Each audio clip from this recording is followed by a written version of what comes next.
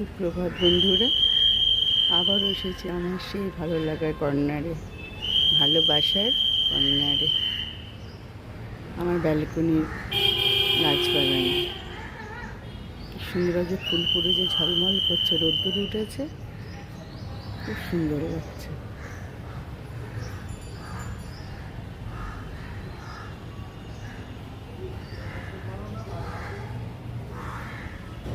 আজকে আমার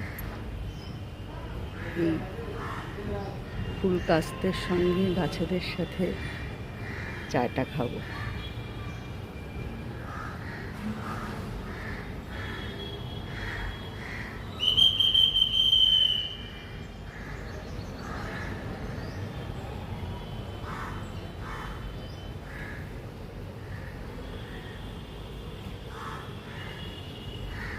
সুন্দর লাগছে।